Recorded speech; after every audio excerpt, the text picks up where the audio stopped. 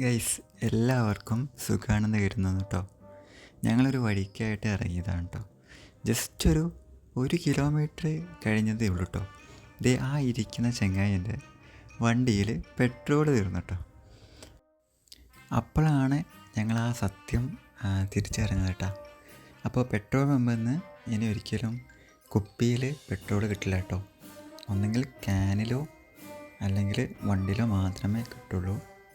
അപ്പോൾ അത് കാണുന്നവർ ശ്രദ്ധിക്കണം കേട്ടോ.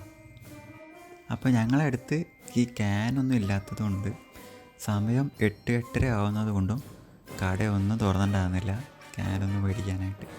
അപ്പോൾ എൻ്റെ വണ്ടിയിൽ പെട്രോൾ അടിച്ചിട്ട് അതിൽ നിന്ന് ഞങ്ങൾ കാക്കനാട് പോയിട്ട് ഒരു ഓസ് വാങ്ങിയിട്ടാണ് അടിക്കുന്ന ഒരു കുപ്പിയിലേക്ക് എടുക്കുന്നതാണ് കേട്ടോ നിങ്ങളിപ്പോൾ കാണുന്നത്. അങ്ങനെ കുപ്പിയിലേക്ക് കുറച്ച് പെട്രോൾ എടുത്തിട്ട് ഒഴിക്കാനുള്ള പരിപാടിയിലാണ് കേട്ടോ. ദേ ഈ ചെങ്ങായിനെ കേട്ടോ, ശരത് ബ്രോനെ കേട്ടോ ഞങ്ങളിവിടെ പോസ്റ്റാക്കി വണ്ടി കാവലാക്കിയിട്ടാണ് കേട്ടോ ഞങ്ങൾ കാക്കനാട് ടോസ് മേടിക്കാനായിട്ട് പോയത്. അപ്പോൾ രാവിലെ തന്നെ കുറച്ച് പേർക്ക് ഞങ്ങൾ പോസ്റ്റ് കൊടുത്തു കേട്ടോ. അങ്ങനെ ഞങ്ങൾ ആദ്യത്തെ ടാസ്ക് കഴിഞ്ഞു കേട്ടോ. ഇനി വണ്ടി സ്റ്റാർട്ടാക്കി നോക്കട്ടോ. അങ്ങനെ ഭാഗ്യത്തിന് വണ്ടി സ്റ്റാർട്ടായി കേട്ടോ. ഇപ്പോൾ പെട്രോളിൻ്റെ ഇഷ്യൂ മാത്രമേ ഉണ്ടായിരുന്നു. ഇപ്പം നിങ്ങൾ കാണുന്നത് ഈ കനാല് കാണാൻ വേണ്ടി നിർത്തിയതല്ല കേട്ടോ, പതിവ് പോലെ തന്നെ വഴി തെറ്റിയതാട്ടോ. അപ്പോൾ കാക്കനാട് നിന്ന് ഏകദേശം 47 മിനിറ്റാണ് കേട്ടോ ഇരിങ്ങോൾക്കാവിലേക്ക് വരുന്നത്. അപ്പോൾ ഞങ്ങൾ 47 മിനിറ്റ് കഴിഞ്ഞ് ഏകദേശം 1 മണിക്കൂറായി. 1 മണിക്കൂർ കഴിഞ്ഞ് ഞങ്ങളത് കവാടത്തിൻ്റെ അടുത്തിട്ട്. അപ്പോൾ ഞങ്ങളിവിടെ ആദ്യമായിട്ടാണ് ഇങ്ങോട്ടേക്ക് വരുന്നത്. അപ്പോൾ ഇതിനു മുന്നേയൊക്കെ സോഷ്യൽ മീഡിയയിലൊക്കെ പല വീഡിയോസിലും കണ്ടിട്ടാണ്. അപ്പോൾ കാണുമ്പോഴെല്ലാം നല്ല മനോഹരമായിട്ടുള്ള ഒരു സ്ഥലമായിട്ടാണ് കേട്ടോ ഞാൻ കാണുന്നത്. അപ്പോൾ നമുക്ക് എന്തായാലും പോയി നോക്കാം എന്തൊക്കെയാണ് അകത്തുള്ളത്, എന്തൊക്കെയാണ് അതിൻ്റെ അകത്ത് കാണാനുള്ളതെന്നൊക്കെ നമുക്ക് പോയി നോക്കാം. അപ്പോൾ രാവിലെ 5 മണി മുതൽ 11 മണി വരെയും പിന്നെ വൈകുന്നേരം 5 മണി മുതൽ 8 മണി വരെയാണ് കേട്ടോ ഇവിടത്തേക്കുള്ള പ്രവേശനം എന്ന് പറയുന്നത്. അപ്പോൾ അതൊക്കെ നോക്കിയിട്ട് വേണം ഇങ്ങോട്ടേക്ക് വരാനുണ്ടോ. അങ്ങനെ ഇവിടേക്ക് കടക്കുമ്പോൾ തന്നെ ചുറ്റും വനങ്ങളുള്ള ഒരു പ്രതീതിയാണ് കേട്ടോ. അപ്പോൾ നമ്മൾ കുറച്ച് മുന്നോട്ട് പോകുമ്പോൾ തന്നെ നമുക്കൊരു ബോർഡ് കാണാം കേട്ടോ. ഇവിടെ എന്തോ കാരണം ഇവിടെ വീഡിയോസും ഫോട്ടോസും ഒന്നും എടുക്കാൻ പറ്റില്ല കേട്ടോ. അപ്പോൾ അതുകൊണ്ട് തന്നെ എനിക്ക് കുറച്ച് വീഡിയോസ് മാത്രമേ എനിക്ക് നിങ്ങൾക്ക് മുന്നിൽ കാണിച്ചു തരാൻ പറ്റിയിട്ടുള്ളൂ കേട്ടോ. ഇതിലൂടെ നടക്കുമ്പോൾ നമുക്ക് വളരെയധികം തണുപ്പാണ് കേട്ടോ ഫീൽ ചെയ്യുന്നത്. ഇപ്പോൾ നമുക്കൊട്ടും തന്നെ വെയിലും അങ്ങനത്തെ ഒന്നും നമുക്ക് അനുഭവപ്പെടില്ല. ഘോരമായിട്ടുള്ള വനത്തിൻ്റെ നടുവിൽ ഒരു അമ്പലം, ആ അമ്പലത്തിൻ്റെ ഉള്ളിലാണെങ്കിൽ ഈ പഴമ നിറഞ്ഞ ഒരു അമ്പലത്തിൻ്റെ ആ ഒരു ശൈലിയും എല്ലാം തന്നെ വളരെയധികം മനോഹരമായിട്ടുള്ളൊരു കാഴ്ച തന്നെയാണ് കേട്ടോ തരുന്നത്. ദുർഗാദേവിയാണ് കേട്ടോ ഇവിടുത്തെ പ്രതിഷ്ഠ എന്ന് പറയുന്നത്. ഇവിടെ ക്ഷേത്രത്തിനോട് ചേർന്നിട്ട് ആനപ്പന്തി കാണുന്നുണ്ട് കേട്ടോ. അപ്പോൾ ഇവിടെ ആന ഉണ്ടെന്ന് തോന്നുന്നു. അപ്പോൾ ഇവിടുത്തെ ഉത്സവത്തിനും പരിപാടിക്ക് ആയിട്ടുള്ള ആനയായിരിക്കാം. ഞങ്ങൾക്ക് കാണാൻ കഴിഞ്ഞില്ല കേട്ടോ. ക്ഷേത്രത്തിന് പ്രധാനമായിട്ടും 2 വഴികളാണുള്ളത്. അപ്പോൾ 2 വഴി എന്ന് പറയുന്നത് കാടിൻ്റെ ഉള്ളിൽ കൂടിയുള്ള വഴികളാണ് കേട്ടോ. അപ്പോൾ ഞങ്ങൾ വന്ന വഴിയല്ലാണ്ട് 2ാമത്തെ വഴിയിലൂടെ പുറത്തേക്ക് എങ്ങനെ പോകാമെന്ന് നോക്കിയാനുള്ള പരിപാടിയിലാണ്. ഇത് അമ്പലം അവിടെ കാണുന്നുണ്ട് കേട്ടോ.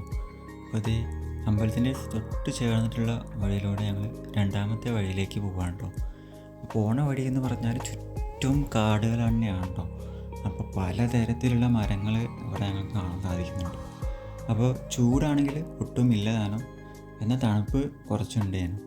അപ്പോൾ അങ്ങനത്തെ ഒരു കാലാവസ്ഥയുണ്ടോ ഉണ്ടല്ലേ. ചുറ്റും കാടുകളായിട്ട് എന്ത് രസമായിട്ട് നമുക്ക് ഇതിലൂടെ ഇങ്ങനെ സമാധാനമായിട്ട് നമ്മൾ ഇതിലൂടെ ഇങ്ങനെ കുറച്ച് നേരം ഇങ്ങനെ പോകാൻ പറ്റും. അപ്പോൾ ഇവിടുത്തെ ഒരു ഐതിഹ്യം എന്താ വെച്ചാൽ ഇവിടുത്തെ മരങ്ങളെല്ലാം തന്നെ മുറിച്ച് താഴെ വീണാലും ആൾക്കാർ എടുത്തു കൊണ്ടുപോയില്ല എന്നാണ് പറയുന്നത്. അപ്പോൾ അതെല്ലാം ദ്രവിച്ച് ഇവിടെ തന്നെ മണ്ണിൽ ലയിച്ച് പോകുമെന്നാണ് കേട്ടത് കേട്ടോ. അപ്പോൾ അങ്ങനത്തെ ഒരു വിചിത്രമായിട്ടുള്ളൊരു ഐതിഹ്യമാണ് ഇവിടുത്തെ ഉള്ളത്. ഇവിടെ ചുറ്റും കാടുകളായിട്ടുള്ള മരങ്ങളൊക്കെ ഇങ്ങനെ വഴിയിലൊക്കെ വീണെടുക്കുന്നുണ്ട്. അതിനൊക്കെ അപ്പുറത്തായിട്ട് നോക്കണം. അപ്പോൾ ഇതേ മഹേഷ് ഭായ് ഇത് ഏതോ ഒരു വഴിയിലൂടെ ഞങ്ങളെ കൊണ്ടുപോകുന്നുണ്ട് കേട്ടോ. അപ്പോൾ അവിടെ എന്തോ ഒരു സംഭവം, ചുറ്റും കാടാണ്, അവിടെ എന്തോ തിരഞ്ഞ് പോകുന്ന ഒരു സംഭവത്തിലാണ്. എന്താണെന്ന് പോയി നോക്കാം പിന്നാലെ. അപ്പോൾ നല്ല രസമാണല്ലോ കാടിനുള്ളിലൂടെ ഇങ്ങനെ നടക്കാനായിട്ട്. അപ്പോൾ ഞാനും പിന്നാലെ പോയി നോക്കി. അപ്പോൾ അദ്ദേഹം അടയ്ക്കയാണ് കേട്ടോ ഇത്. അടയ്ക്ക കാണിച്ചു തരുന്നുണ്ട്. അടയ്ക്ക കിടക്കുന്നുണ്ട് പറഞ്ഞിട്ട് അടയ്ക്ക കാണിച്ചു തരുന്നുണ്ട്. അപ്പോൾ അതേ കുറച്ചുകൂടി അവന് മുന്നോട്ട് പോകാമെന്ന് വിചാരിച്ചു. എന്തൊക്കെയോ അവിടെ കാണുന്നുണ്ട്. അപ്പോൾ ഇത് ചെങ്ങായി ഇതെന്തോ അവിടെ അപ്പുറത്ത് എന്തോ കണ്ടു എന്ന് പറഞ്ഞിട്ട് ഇദ്ദേഹം അപ്പോൾ അങ്ങോട്ട് ഇതേ വലിച്ച് കയറ്റി കൊണ്ടുപോകട്ടോ. അപ്പോൾ ഇതെന്തോ നോക്കിയപ്പോൾ അവിടെ എന്തോ ഒരു കുളം പോലെ എന്തോ ഒരു സംഭവം ഉണ്ട് കേട്ടോ അവിടെ. അപ്പോൾ അങ്ങനെ അവിടെ നിന്ന് പോയി നമ്മൾ കുറച്ച് വന്നപ്പോൾ ഇതേ കാടിൻ്റെ നടുവിലായിട്ട് വിളക്ക്. അപ്പോൾ ഇവിടെ എന്തോ പരിപാടി ഒക്കെ നടക്കുമ്പോൾ ഇവിടെ വിളക്ക് കത്തിക്കുന്ന തോന്നുന്നു കേട്ടോ. അപ്പോൾ ഇവിടെ ചെരാതൊക്കെ കാണുന്നുണ്ട്. അപ്പോൾ ഇവിടെ എന്തോ പരിപാടി നടക്കുന്നതന്നെയുണ്ട്. അപ്പോൾ ഇതാണ് കേട്ടോ ഇതിൻ്റെ രണ്ടാമത്തെ വഴിയിലെ എൻട്രൻസ് എന്ന് പറയുന്നത്. ഇവിടെ പുറത്തൊരു വിളക്കുണ്ട്. അപ്പോൾ ചുറ്റും കാടുകളാണ് കേട്ടോ ഇവിടെ മൊത്തം ഉള്ളത്. അപ്പോൾ ഇതാണ് നമ്മുടെ രണ്ടാമത്തെ എൻട്രൻസ് എന്ന് പറയുന്നത്. ഇവിടെ ഒരു വിളക്കുണ്ട്, തുളസിത്താറുണ്ട്. പിന്നെ കുറച്ച് അങ്ങോട്ട് അപ്പുറത്തോട്ട് പോകുമ്പോൾ ഇവിടെ ഇങ്ങനെ ഒരു പാടം പോലെയൊക്കെ കാണുന്നുണ്ട് കേട്ടോ. ഇവിടെ പാടം കണ്ടില്ലേ, ഇവിടെ എന്തോ പാടം പൂട്ടിക്കൊണ്ടിരിക്കുകയാണ്. ട്രാക്ടറൊക്കെ കാണുന്നുണ്ട് ഇവിടെ ആയിട്ട്. അപ്പോൾ എന്തോ കൃഷി നടത്താനുള്ള പരിപാടിയിലാണ്.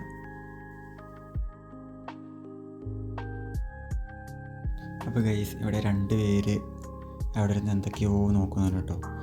അപ്പോൾ രണ്ടാമത്തെ വഴി പുതിയ വഴി ആയതുകൊണ്ട്, വഴി അറിയാത്തതുകൊണ്ട് ഭൂമിശാസ്ത്രപരമായിട്ട് എങ്ങോട്ട് പോകും എന്ന് നമ്മൾ ആലോചിക്കുകയാണ് കേട്ടോ. അവിടെ നിന്ന് രണ്ടാളും കൂടി അവിടെ നിന്നാണ് നമ്മൾ വന്നത്. നമ്മളത് ഇങ്ങനെ പോയി കഴിഞ്ഞാൽ നമ്മൾ വണ്ടി വെച്ച സ്ഥലത്ത് എത്തുമോ എന്ന ആലോചനയിലാണ് കേട്ടോ. ഇവിടെ നമ്മുടെ ട്രാക്ടറും ഇവിടെ എന്തോ സംഭവങ്ങൾ നടക്കുന്നത്. ഇവിടെ പൂളക്കൃഷിയാണ് അവിടെ തോന്നുന്നു കേട്ടോ. പൂളക്കൃഷിൻ്റെ തൈയൊക്കെ കാണുന്നത്. പോണ വഴിക്ക് ഞങ്ങൾക്കവിടെ ജാതിക്ക മുറിച്ച് ആരും കാണണ്ട. ഞങ്ങൾ ജാതിക്കൊക്കെ അവിടുന്ന് മുറിച്ച് കൊണ്ടുപോയിട്ടുണ്ട്.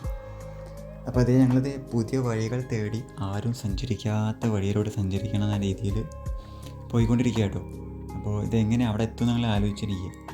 അപ്പോൾ നടക്കുന്നുണ്ട് എന്തായാലും. അങ്ങനെ ഇത് ലാസ്റ്റ് ഞങ്ങളത് വന്ന വഴി കണ്ടുപിടിച്ചിരിക്കുന്നു ഗെയ്സ്. ഇവിടെ ഒരു കനാല് പോലെയാണ് കേട്ടോ. അപ്പോൾ അത് നോക്കി വന്നപ്പോൾ ഞങ്ങളെ വണ്ടി എത്തിയ സ്ഥലം എത്തിയിട്ട് യെസ് ഗെയ്സ്, നമ്മളങ്ങനെ ഫൈനലി ഗെയ്സ് ഇപ്പം നിങ്ങൾ കാണുന്നത് ഒരു കോമ്പറ്റീഷനായിട്ടുള്ള ഒരു ഐറ്റമാണ്. അപ്പോൾ ഇവിടെ എന്തൊക്കെയോ നടക്കുന്നു ഗെയ്സ്. അപ്പോൾ ഞങ്ങളിവിടെ ഇവിടുത്തെ യാത്രേൻ്റെ ക്ഷീണം മാറ്റാനായിട്ട് വഴിയിൽ ഇവരുടെ ഒരു ജ്യൂസിൻ്റെയും പല തരത്തിലുള്ള വെള്ളത്തിൻ്റെയൊക്കെ കടം കിട്ടുന്നുണ്ട്. അപ്പോൾ ഇവിടെ നിന്നാണ് ഞാൻ ആദ്യമായിട്ട് പൊട്ടുവെള്ളരിൻ്റെ ജ്യൂസ് കുടിക്കുന്നത് കേട്ടോ. നിങ്ങൾ കുടിച്ചിട്ടുണ്ടോ ഗൈസ്? അപ്പോൾ അവിടെ കോമ്പറ്റീഷൻ നടക്കുന്നതിനാൽ എനിക്ക് പല വീഡിയോസൊന്നും എടുക്കാൻ പറ്റിയില്ല കേട്ടോ, സോറി ഗൈസ്. അപ്പോൾ ഗൈസ് തിരിച്ചു വരുന്ന വഴി ആണ് ഞങ്ങൾ വണ്ടർലേക്ക് ഉള്ള ഒരു ബോർഡ് ഉണ്ട് കേട്ടോ. അപ്പോൾ എന്തായാലും നമ്മൾ ഈ വഴി വന്നാലേ അപ്പോൾ എന്തായാലും വണ്ടർലേൻ്റെ ഫ്രണ്ടിലൊന്ന് പോയിട്ട് വരാമെന്ന് വെച്ചിട്ട് കയറിയതാണ് കേട്ടോ. അപ്പോൾ ഞാൻ ഇതുവരെയായിട്ടും വണ്ടർല കണ്ടിട്ടില്ല കേട്ടോ. തൊട്ടടുത്താണെങ്കിലും ഞങ്ങളിതുവരെ കയറിയിട്ടില്ല. അപ്പോൾ ഒരു ദിവസം നമ്മൾ എന്തായാലും വണ്ടർലേക്ക് ഒരു ദിവസം പോകുന്നതായിരിക്കും കേട്ടോ. നമ്മൾ ഡീറ്റെയിൽഡ് ആയിട്ടുള്ള വ്ലോഗ് ഇടുന്നതായിരിക്കും. ഇത് ഇവിടുത്തെ റേറ്റും കാര്യങ്ങളൊക്കെ ഇങ്ങനെയാണ് കേട്ടോ. പല 1000 സംതിങ് റേറ്റൊക്കെ ഉണ്ട്. അപ്പോൾ അങ്ങനെ അവിടുന്ന് ഞങ്ങൾ യാത്ര ചെയ്ത് ഞങ്ങൾ 1 മണി 1:30 ഞാനപ്പോൾ അതേ പഴയ ഹോസ്റ്റലിലേക്ക് തന്നെ എത്തി ഗൈസ്. അപ്പോൾ നമ്മൾ ബാക്ക് ടു ദ റിയാലിറ്റിയിലേക്ക് തന്നെ എത്തി. അപ്പോൾ ഇത്രയുള്ള നമ്മളെ ചെറിയൊരു വ്ലോഗ്. അപ്പോൾ ഇഷ്ടപ്പെട്ട് കഴിഞ്ഞാൽ എന്തായാലും സബ്സ്ക്രൈബ് ചെയ്യണം കേട്ടോ. അപ്പോൾ ഓക്കെ, ബൈ.